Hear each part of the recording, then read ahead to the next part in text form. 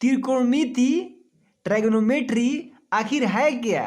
त्रिकोणमिति किसे कहते हैं? त्रिकोणमिति के तमाम सूत्र बस एक ही वीडियो में हम जानेंगे। आ ही गए हैं तो रुक ही जाओ और आप वीडियो देख ही लो, क्योंकि अधूरा ज्ञान बड़े ही खतरनाक होता है।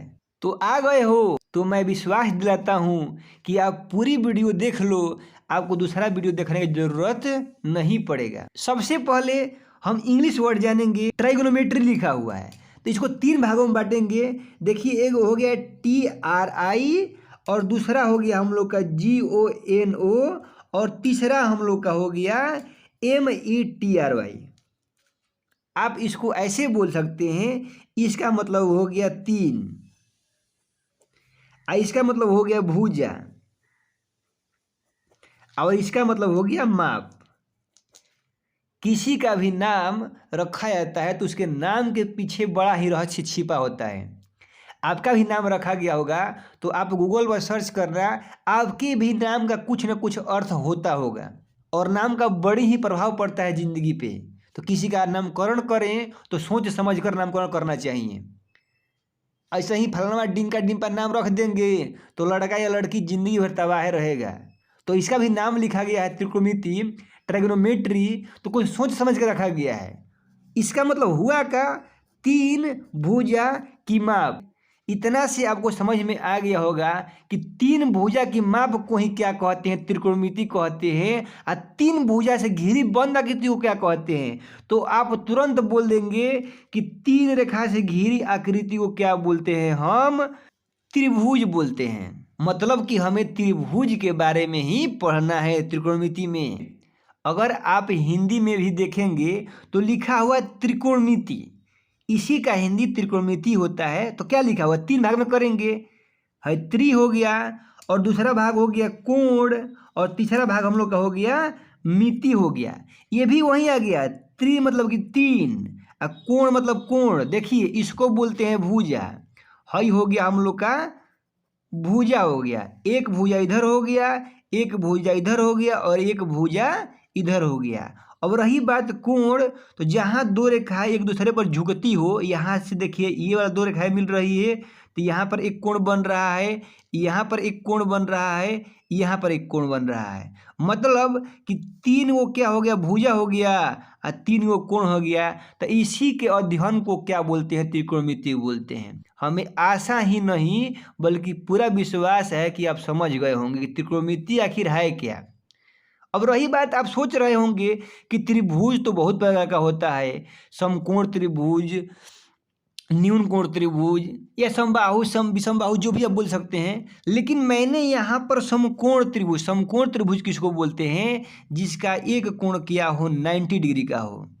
तो हमने यहाँ पर समकोण त्रिभुज ही क्यों बनाया है? तो आप बात जान लो कि पूरे त्रिकोणमिति में हमें समकोण त्रिभुज के बारे में ही पढ़ना है, बाकी किसी त्रिभुज के बारे में नहीं पढ़ना है। इसी समकोण त्रिभुज के कोण भुजा के बारे में हमें ज्ञान करना है। तो चलिए आगे बढ़ते हैं। इसका नाम दे देते हैं, ये हो गया A, ये हो गया B और ये क्या हो गया? C हो गया। अब होता है त्रिकोणमितीय अनुपात। भाई ये कहाँ से आ गया? अनुपात कहाँ से आ गया? तो चलिए देखते हैं। तो हमें 6 त्रिकोणमितीय अनुपातों के बारे में पढ़ना है। आप ध्यान से समझो, देखो मैं क्या लिख रहा हूँ। तो पहला त्रिकोणमितीय अनुपात है हम लोग का, जो पहला होता है हम लोग का साइन थीटा होता है। क्या होता है? Sine theta. अगर मैं कहूँ कि इस दुनिया में हर एक चीज़ का उल्टा भी है, अगर सत्य है तो असत्य है, दिन है तो रात है, इसी प्रकार से इसका भी उल्टा होता है। यह सूत्र भी बन जाएगा, ध्यान रखो आप। तो साइन थीटा का उल्टा क्या होता है? तो 1 में कोसेक थीटा कर देंगे। तो 2 हो गया, एक यहाँ पर हो गया साइन थीटा, एक कोसेक थीटा हो गया। आप इसको ऐसे भी लिख सकते हैं। भाई जब इसका उल्टा ये है तो क्या हम ऐसे नहीं बोल सकते हैं कि कोसेक थीटा का उल्टा क्या हो जाएगा? 1 में साइन थीटा। ये आपने कैसे कह दिया? आपके मन में प्रश्न चल रहा होगा। तो जब दिन का उल्टा रात होता है तो क्या रात का उल्टा दिन नहीं होता है? बिल्कुल होता है। एक दूसरे के विपरीत हो सकता है। वीडियो थोड़ा लंबा होगा तो वीडियो देखकर घबराए नहीं। और आपको अच्छी वस्तुएं चाहिए, अच्छा ज्ञान चाहिए तो शॉर्टकट वीडियो में अच्छा ज्ञान नहीं मिलेगा। मैं अच्छे तरह से एक्सप्लेन कर रहा हूं, आप समझो। तो यहां से क्या बन गया, हम लोग का ये फार्मूला बन गया। देखिए हम लोग का ये क्या बन गया, फार्मूला बन गया। आपका दो काम हो गया कि आपने पढ़ लिया कि साइन थीटा और कोसेक थीटा एक क्या हो गया, त्रिकोणमितीय अनुपात हो गया। प्लस में आपको ये भी आ गया कि इसका ये क्या होता है, उल्टा होता है।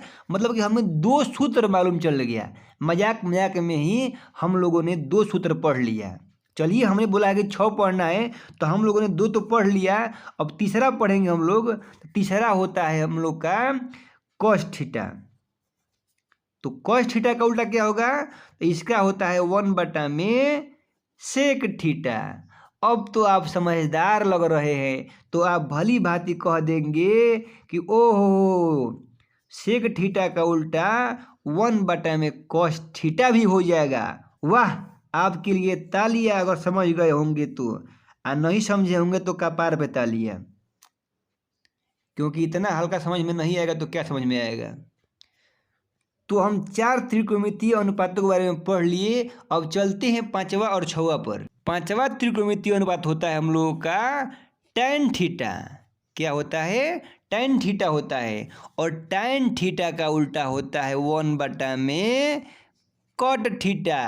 हमें 6 नंबर लिखने से पहले आप कमेंट कर दो कि इसका उल्टा क्या, और पढ़ाई समझ में आ रहा है। मैं बता रहा हूं कि कॉट थीटा का उल्टा कितना हो जाएगा, 1/में tan थीटा। तो हम लोग ने 6 सूत्र पढ़ लिया और 6 त्रिकोणमितीय अनुपातों के बारे में पढ़ लिया। इसी के बारे में हमें पूरे किताब में पढ़ना है त्रिकोणमिति में। अब इसके आगे सूत्र जानने के लिए चलिए इसके बारे में पढ़ते हैं। एकदम आपको विस्तार से हम समझा रहे हैं। देखिए, ये समकोण त्रिभुज हो गया, और समकोण त्रिभुज में जो सबसे बड़ी भुजा होती है उसको हम लोग कर्ण बोलते हैं। और ये नीचे वाला को आप आधार बोल सकते हैं। इसमें आगे आप पढ़ेंगे कि ये लंब भी हो सकता है, वो कैसे होगा मैं बताऊंगा। और इसको क्या बोलेंगे, लंब बोलेंगे। अभी यही समझेंगे हम लोग कि इसको लंब बोलते हैं, इसको आधार बोलते हैं, इसको क्या बोलते हैं, कर्ण बोलते हैं, इस सभी भुजा को। तो आपने एक फार्मूला पढ़ा होगा, कर्ण स्क्वायर बराबर लंब स्क्वायर प्लस आधार स्क्वायर। देखो, आप सूत्र आप एक लिखा हुआ है लेकिन 2-3 सूत्र आप बना सकते हो। कैसे, तो यहाँ से स्क्वायर दिया हुआ है, तो जब भी यह इधर जाएगा तो क्या हो जाएगा, रूट का चिन्ह हो जाएगा। तो यहाँ से कर्ण बराबर कितना हो गया, अंडर रूट लंब स्क्वायर प्लस आधार स्क्वायर। अब रही बात कि अगर आपको लंब निकालना होगा तो क्या करेंगे, तो लंब निकालना होगा तो एक ट्रिक पढ़ लीजिए कि कर्ण तो बड़ी भुजा होती है, तो बड़ी भुजा कब आएगी, जब जोड़ेंगे तब आएगा। और जब छोटी भुजा निकालना होता है तो हमें क्या करना पड़ता है कि जो बड़ी भुजा कौन होती है, हम लोग का कर्ण होता है। तो कर्ण के स्क्वायर में से हमें जो लंब लिख दिए, कर्ण लिख दिए, तो बचा क्या, आधार बचा। तो आधार का क्या हो जाएगा, होल स्क्वायर हो जाएगा। ये फार्मूला आपका ऐसे ही याद हो गया। अब कहेंगे कि हमको आधार निकालना है, लो भैया, आधार बराबर क्या हो जाएगा। अब फिर वही कहोगे कि जो बड़ा भुजा है, कर्ण है, इसके स्क्वायर में से क्या करेंगे, आधार कर्ण लिख दिए, तो बचा क्या, लंब बचा, लंब का कर देंगे स्क्वायर। हम लोग का 3 फार्मूला बन गया। अगर आप समझ चुके होंगे तो याद करने की जरूरत नहीं है। अब इसके आगे सबसे वेरी वेरी इंपॉर्टेंट सूत्र जो पूरे त्रिकोणमिति में आता है उसके बारे में पढ़ेंगे। त्रिकोणमिति के सबसे वीवीआई सूत्र को याद करने का एकमात्र ट्रिक, आप भी हैरान हो जाओगे। यहाँ पर लिखा हुआ है एल से ल होता है, तो क्या हो गया, लंब हो गया हम लोगों का। और ए से आधार, ए से अ होता है तो ए से आधार हो गया। के से क होता है तो के से क्या हो गया, कर्ण हो गया। आपने सुना होगा, जियो रे मेरा लाल लाल, तो यहाँ पर ट्रिक हो गया, लाल बटा में काका। लाल को जानते ही होंगे और काका को पहचानते ही होंगे। लाल बटा में काका याद रखना है। यह बहुत ही रोचक और इंटरेस्टिंग ट्रिक है। यहाँ पर लिखा हुआ है साइन थीटा, यहाँ पर लाइन से लिखा हुआ है कॉस थीटा, और उसके बाद tan थीटा लिखा हुआ है। और साइन थीटा का उल्टा कितना होता है, कोसेक थीटा होता है। कॉस थीटा का उल्टा कितना होता है, सेक थीटा होता है। और टैन थीटा का उल्टा कितना होता है, कॉट थीटा होता है। तो अगर मैं आपसे कहूँ कि साइन थीटा का फार्मूला क्या होगा, तो देखो आप अपनी आंखों से क्या लिखा हुआ है, एल बटा में के लिखा हुआ है। तो बस हम वहीं लिख देंगे एल बटा में के। एल मतलब लंब हो गया, के मतलब कर्ण हो गया। अब आपसे कहेंगे कि कोसेक थीटा का फार्मूला बताइए, तो कुछ करना ही नहीं है, आप पहले से ही पढ़े हैं कोसेक थीटा क्या होता है, इसका उल्टा होता है। मतलब जो ऊपर है तो नीचे आ गया, और जो नीचे है ऊपर चला गया। के से कर्ण, एल से लंब। अगर यहाँ समझ में नहीं आ रहा है तो यहाँ पर देखिए लिखा हुआ कोसेक थीटा। जब साइन थीटा था तो हम ऊपर से नीचे आए थे, तो अब कोसेक थीटा है तो नीचे से ऊपर जाएंगे, तो कर्ण बटा में कितना हो जाएगा, लंब हो जाएगा। ऐसे ही सेक थीटा का पूछा जाएगा तो के बटा में ए हो जाएगा, मतलब कर्ण बटा में आधार हो जाएगा। कॉट थीटा कितना हो जाएगा, ए बटा में एल हो जाएगा, मतलब कि आधार बटा में लंब हो जाएगा। ऐसे ही अगर कॉस थीटा का पूछा जाए तो ए बटा में के हो जाएगा, ए मतलब आधार बटा में कर्ण। और टैन थीटा का फॉर्मूला पूछा जाए तो एल बटा में ए हो जाएगा, मतलब कि लंब बटा में आधार। इस पूरे सूत्र का त्रिकोणमिति में बहुत ही ज़्यादा उपयोग है। हमें आशा ही नहीं बल्कि पूरा विश्वास है कि आप समझ गए होंगे। अगर वीडियो अच्छा लगा हो तो कमेंट में राधे राधे जरूर लिखना, क्योंकि इस दुनिया में पूरा काम भगवान की मर्जी से ही होता है। अगर आपको सफलता पाना है, आप सफल होंगे, तो वही भगवान की मर्जी से ही होगा।